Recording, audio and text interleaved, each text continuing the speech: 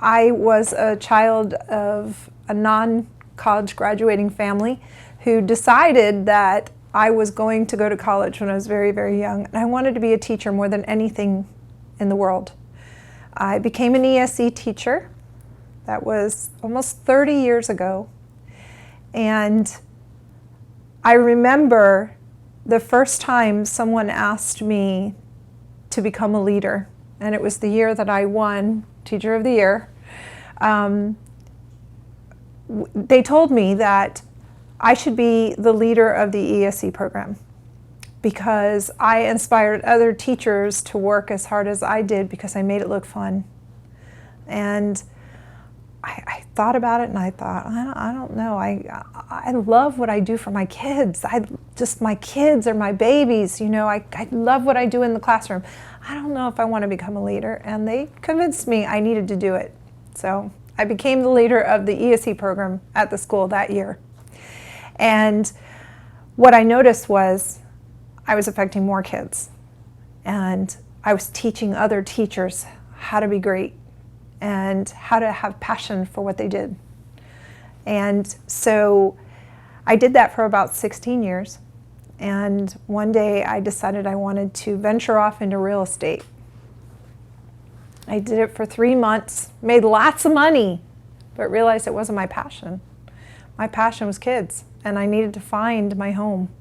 So I decided to try out charter schools, and I got into elementary in charter schools, became an underleader in one of the larger charter school companies.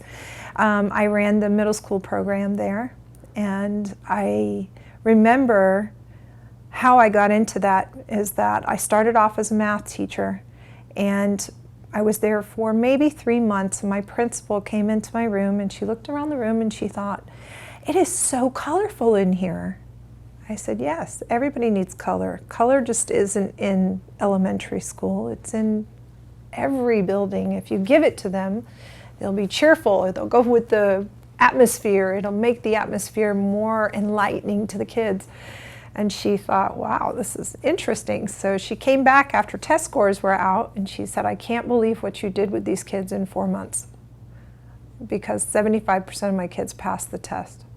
Now, mind you, on my first day in that class, the kids told me, "We're going to get you fired just like we did all the other teachers." And I said, "Oh, really? I'll make that bet with you." And 75% of them passed the test. So my principal came in and she said, "Listen, I want you to become the leader, the underleader in the middle school and work with one of the assistant principals to turn the middle school into what you did in your class." And I was like, "Oh, I don't know. I like teaching. I like the classroom." She said, "No, you're going to do it." I said, "Okay." And leadership took off from there. I became an assistant principal with that school and went on to be an assistant principal in that company for a few years. And then I got offered a position to take over 2 schools at the same time. And I thought, this is a big job. But once I stepped into the building, I realized it was what I was made for. Leadership is changing lives forever. It's not about the title. It's not about being a principal. It's about the influence you have over everyone that you hire, over every student that walks into your building, over every parent that walks in and doesn't know what to do with their child because they're failing. And I remember being awarded the position of a principal in an alternative school. It was the best day of my life, and here's why. I discovered what I was made for. These kids are the forgotten kids. These are the kids that I went into a presentation not that long ago, and the first thing I said to them was, "I want you all to close your eyes, and I want you to think about what's the first thing that comes to your mind when I say, I'm the principal of an alternative school. What kind of kids do I have?" And all of the people that were in that presentation, several of them raised their hand and said, "The bad kids." Because that's what alternative used to be. But it's not like that anymore, because now alternative means every kid out there who's having a hard time.